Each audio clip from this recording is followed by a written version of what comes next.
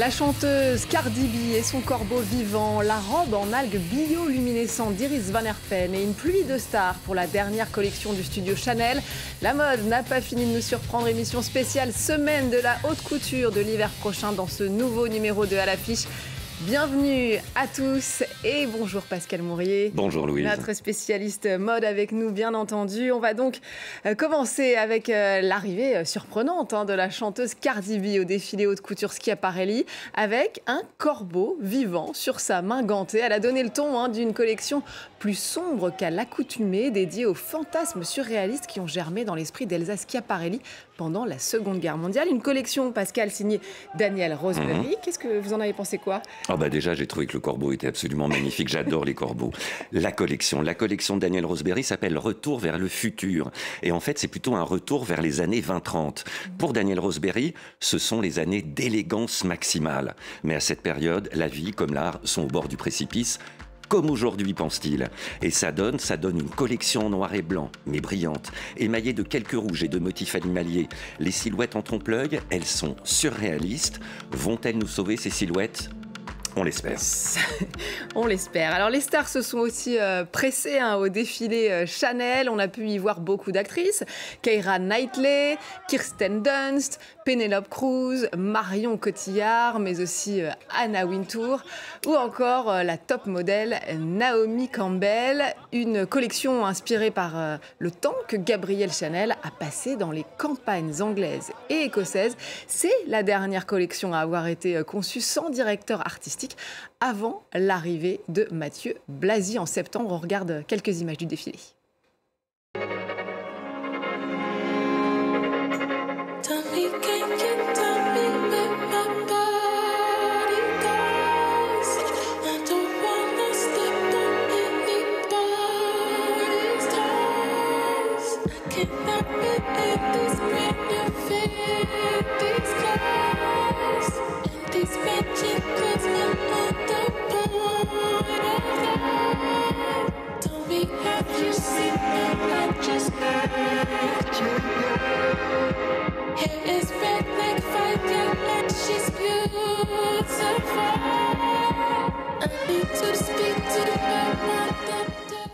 Voilà pour le défilé Chanel au Grand Palais. C'était une belle façon de clore ce chapitre, Pascal ? Plutôt très belle, plutôt très belle.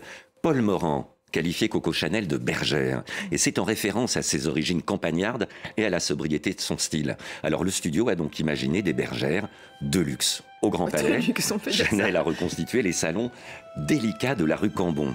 Alors, on y a vu des tenues souples, des soies délicates, hormis le noir et blanc traditionnel, des couleurs qui évoquent plutôt la lumière d'un soleil qui se meurt. Oui, c'est la fin d'une époque. Mathieu Blazy, vous le soulignez, Louise, arrive à la rentrée. Il a 41 ans, il est franco-belge, il est diplômé de la Cambre à Bruxelles, il est passé par les maisons Margiela, Céline, Bottega Veneta, et il va devoir rafraîchir, revivifier, émoustiller une maison qui a été tellement marquée par les styles de Coco, de Karl et de Virginie Viard dans une certaine mesure. Alors, la question c'est, l'identité Chanel peut-elle évoluer ? Ça, on le verra à la rentrée. Encore une question, c'est à suivre donc.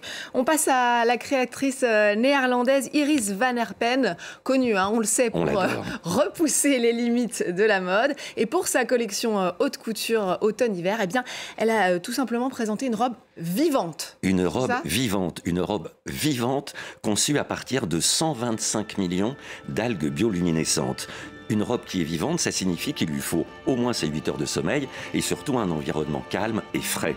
Alors, cet organisme a été développé en collaboration avec un ingénieur. C'est un biodesigner, il s'appelle Chris Bellamy et il a réussi à maintenir en vie cet organisme grâce à un gel nutritif et naturellement un dispositif approprié. Alors, c'est une œuvre mystérieuse, fascinante, mais c'est aussi un manifeste, comme nous l'explique Iris Van Herpen. La tenue vivante est une métaphore du concept central de la collection. Celle-ci explore notre relation à l'océan et souligne à quel point il est vital. L'océan est le plus grand et le plus important écosystème de notre planète et son état est préoccupant. Cette tenue vivante incarne justement le lien que l'on peut nouer avec quelque chose que l'on choisit de protéger. Il faut en prendre soin pour qu'elle reste en vie, tout comme nous devons le faire avec nos écosystèmes. Oui, donc plus une œuvre d'art engagée qu'un vêtement à proprement dit. Exactement, il faut sauver la planète. Oui, il faut sauver la planète. Alors du côté du créateur hongkongais basé à Londres, cette fois Robert Woon, une réflexion sur la mode comme outil de transformation. Aujourd'hui, les collections ont des noms et c'est très important. Alors, la collection de Robert Woon s'appelle Becoming. Alors, avec ses lignes sculptées, acérées, la collection évoque des métamorphoses totalement hallucinantes. On n'est pas chez Kafka, mais presque. Chez Woon, on ne s'habille pas. On se prépare à accomplir un rituel très important afin de devenir quoi, Louise? Eh bien, une chimère ou une merveille. Aujourd'hui, Louise, vous pouvez absolument choisir. On peut tout se permettre. Et on va écouter Robert Woon. Je pense que tout commence vraiment par l'idée de vouloir redéfinir quel est le but des vêtements aujourd'hui. Et donc j'ai un peu construit une collection qui se déroule presque comme une scène de film. On s'y réveille, on s'habille, on se coiffe, on se maquille, etc. Jusqu'à ce dernier moment où l'on se regarde dans le miroir comme pour rejouer cette scène de film qui exprime la manière dont on identifie la fantaisie, le désir et le bonheur de s'habiller.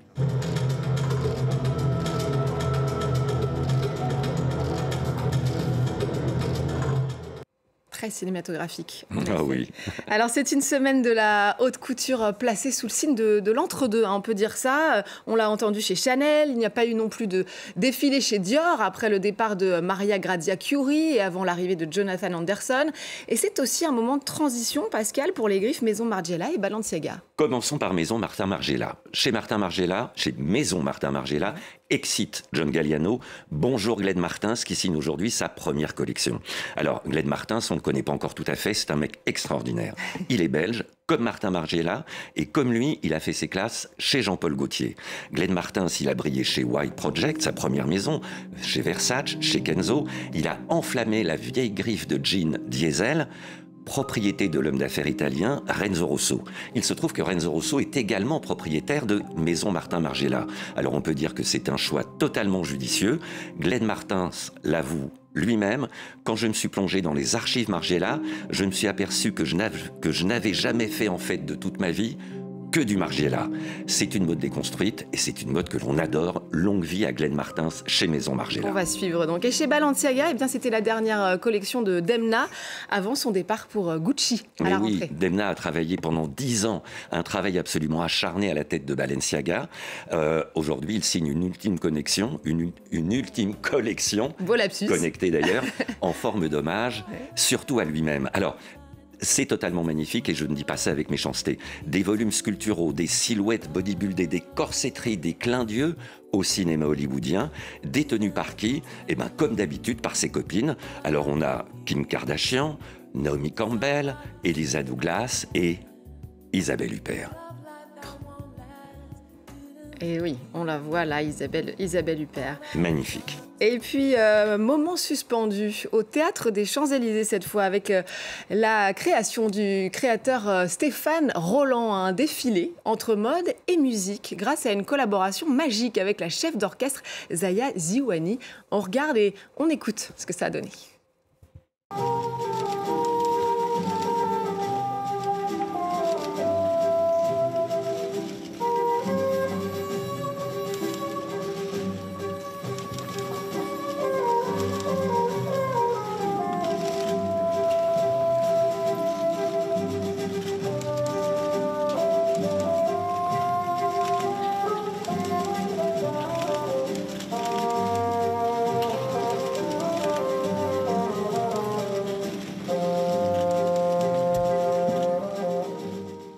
Vous aurez donc reconnu le boléro de Ravel. Alors, ce défilé, à part l'avoir dans la tête en permanence depuis. Avoir dans sa tête ce boléro de Ravel. Alors, on peut tout de suite remarquer une chose, parlons musique, c'est que vous aurez remarqué, Louise, que la chef Zaya Ziouani a viré le saxophone, qui est beaucoup trop brillant. J'ai une oreille... Pour privilégier le corps anglais, qui est lui beaucoup plus intimiste et qui correspondait beaucoup mieux à l'atmosphère du théâtre des Champs-Élysées.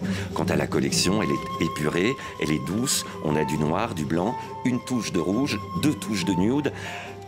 Quand la vieille école de la couture devient une très très belle école, on ne peut que féliciter Stéphane Roland et son compère Pierre Martinez. Je les applaudir. Et on va d'ailleurs écouter Stéphane Roland à l'issue de ce défilé musical.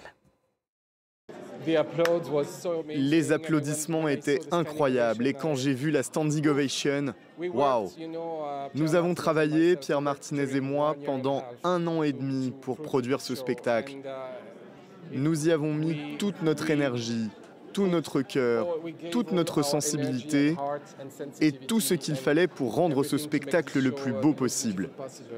Aussi parce que nous aimons Maurice Ravel et Maurice Ravel est un compositeur fantastique. Nous voulions lui rendre hommage de la meilleure façon possible. Et voilà. On va terminer avec votre coup de cœur, Oui. Pascal, pour cette semaine de la haute couture. Le coup de cœur, c'est avec une jeune couturière, ça n'existe pas, une jeune couturier, Clara Daguin. Clara Daguin, elle est franco-américaine. Elle a la petite, c'est elle que l'on voit ici en bleu, avec ses très très longs cheveux. Franco-américaine, elle a la petite quarantaine, elle a grandi dans la Silicon Valley et elle maîtrise la couture à la perfection. C'est la spécialiste incontestée des technologies avancées et elle ne propose ni plus ni moins que partager une expérience multisensorielle et philosophique. Aujourd'hui, elle met le cap sur Las Vegas. Pourquoi ?